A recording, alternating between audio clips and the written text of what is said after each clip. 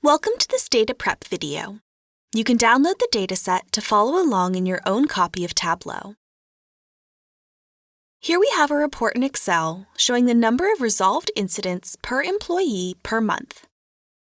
Formatted reports like this aren't easy to do analysis on. The Ideal tab shows data formatted like a database table, or raw data. This is the format Tableau prefers for optimal analysis. However, there are several features in Tableau Desktop to help automatically reshape text in Excel files into this format for better analysis in Tableau. To begin, we'll connect to this Excel file. In Tableau Desktop, select Excel from the Connect pane. Navigate to the downloaded file and click to open. We'll drag out the Resolved Incidents sheet. Although Tableau can connect to this report, we see here in the preview that this isn't a great format. There are no column names, the headers from Excel have a lot of nulls, and so on.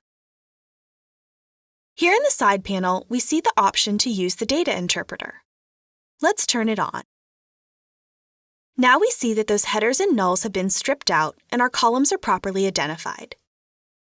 We could go on, but if we want to get more specifics on what the data interpreter did, we can click Review Results. This will open an Excel file describing the changes. If we click to the tab we used, Resolved Incidents, we see which fields are being used as headers in red and which are considered data in green. Before we go back to Tableau and our data source, let's take one more look at that Ideal tab. Note that instead of having a column for each month with data underneath, in this format, there's a date column, and each row contains the number of resolved incidents for a unique combination of date and employee.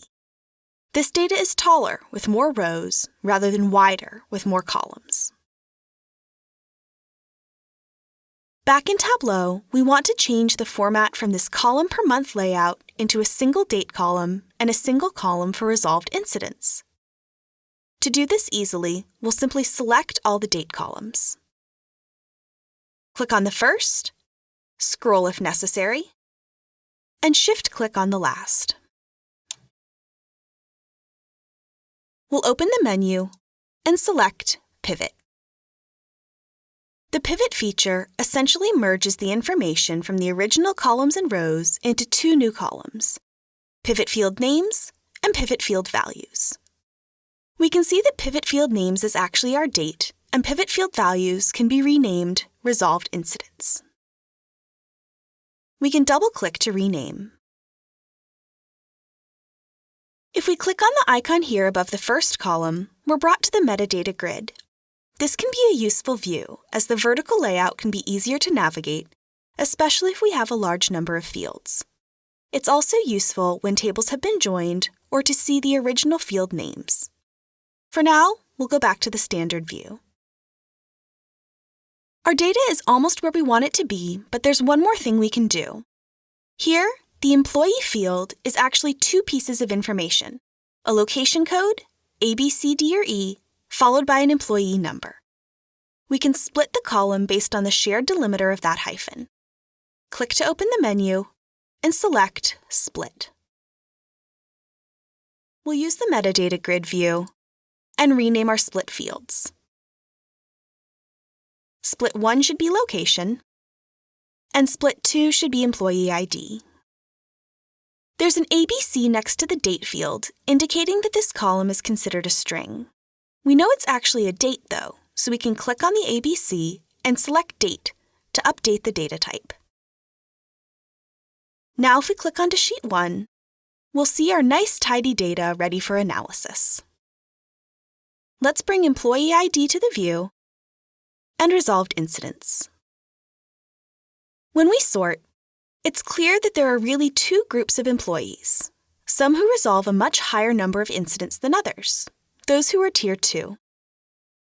If we add another data source, connecting to that same Excel file, we see that there's a sheet called Tiers.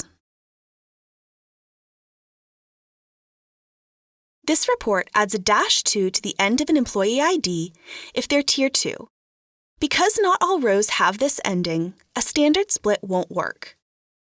However, we can use a custom split.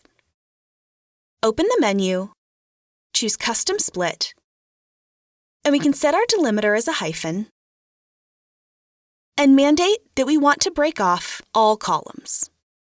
This forces Tableau to break off that third column with the Tier 2 indicator.